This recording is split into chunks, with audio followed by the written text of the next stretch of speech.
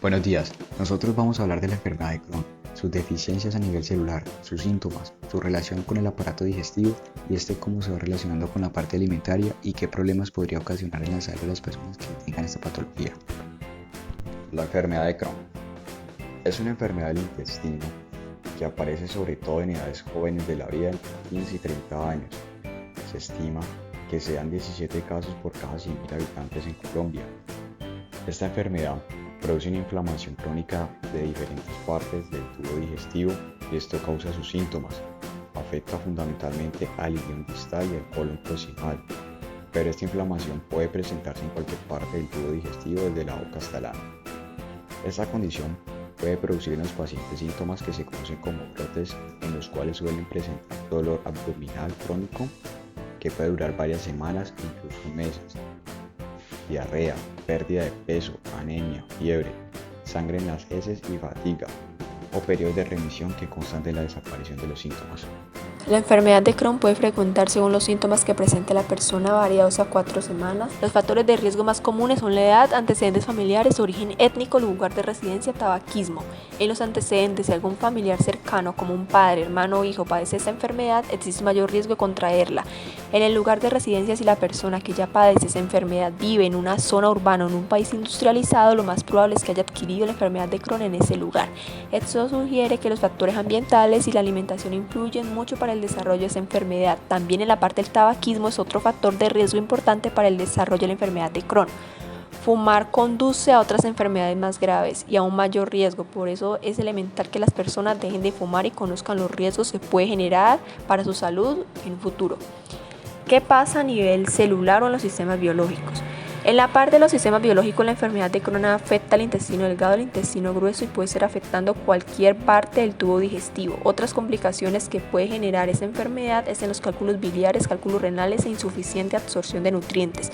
La inflamación producida por ese tipo de enfermedad intestinal afecta además a todo el grosor del intestino, desde la capa más interna, que sería la mucosa, hasta la más externa, que es la serosa, y son tejidos que recubren el órgano. Es una enfermedad en donde se puede visualizar zonas con inflamación y otras no. Otra característica de la enfermedad de Crohn es la presencia, cuando se observa en el microscopio, el órgano afectado, la cual sería la aparición de granulomas o masas en forma de esfera compuestas por células del sistema inmunitario que se agrupan cuando intentan aislar sustancias que el cuerpo no reconoce y le son extrañas. ¿Qué pasa a nivel genético? A nivel genético, la enfermedad de Crohn es una enfermedad sin causa cierta conocida.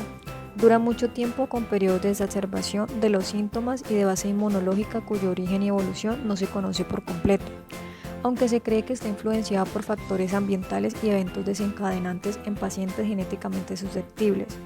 Es más prevalente en personas con evidentes antecedentes familiares, primer grado de parentesco de la enfermedad, y suele presentarse en la segunda a cuarta década de la vida en ambos sexos por igual.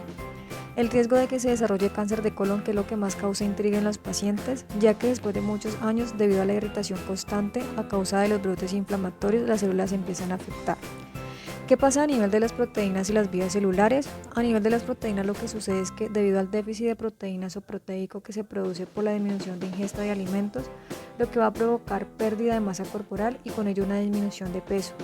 Cabe recordar que las células de nuestro cuerpo utilizan las proteínas para ayudar a la formación y reparación de músculos, huesos y tejidos, aunque es más susceptible que una persona con esta patología tolere más las proteínas que las grasas.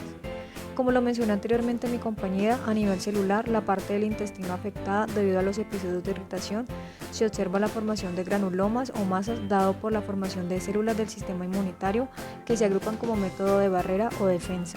Con el tema nos preguntamos cuál es la correcta manera de hacer un buen diagnóstico de esta enfermedad, teniendo en cuenta que a partir del diagnóstico podemos obtener un buen tratamiento al final. Lo primero que se tiene que realizar es un análisis de sangre donde podamos observar si hay elevación de los marcadores de inflamación por medio de toma del PCR, en otras palabras, la proteína C.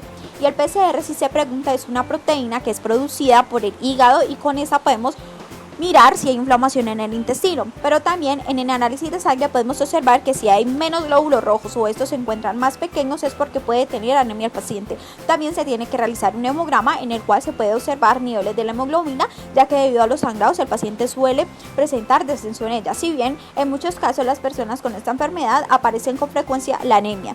Los glóbulos blancos suelen aumentar, lo que se conoce como leucocitosis, puede haber falta de proteína, de hierro y de vitaminas, sobre todo de ácido fólico y de vitamina B12, y mediante un cultivo de heces descartamos otras causas de diarrea.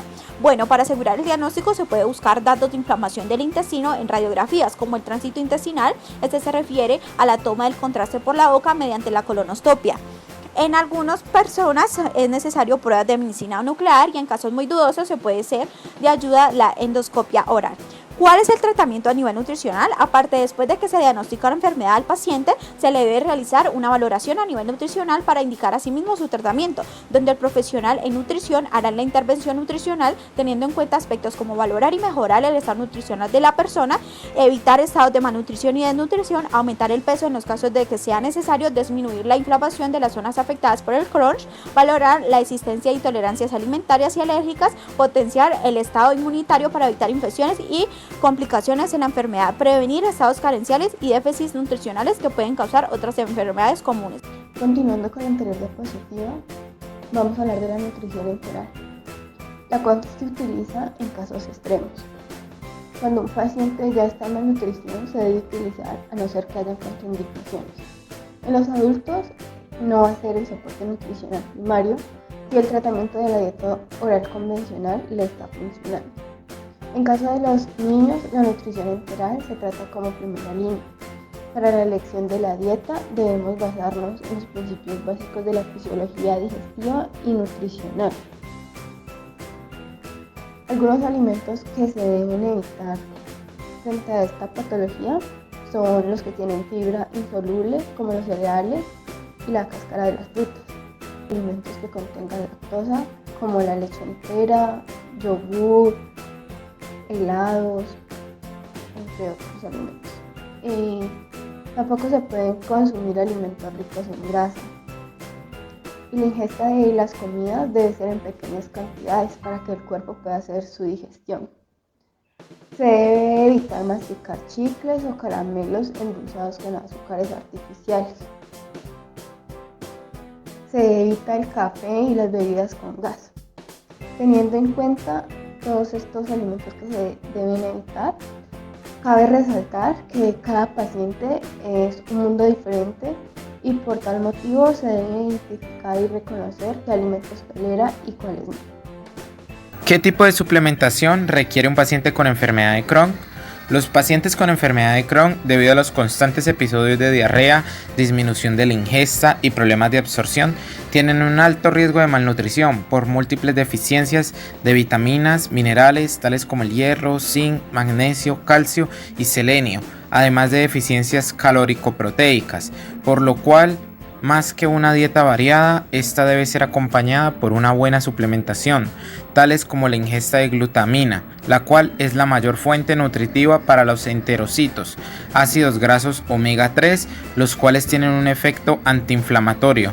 También se recomienda la ingesta de vitamina A, D, E, K, C y del complejo B, además de minerales como el hierro, calcio, magnesio y zinc.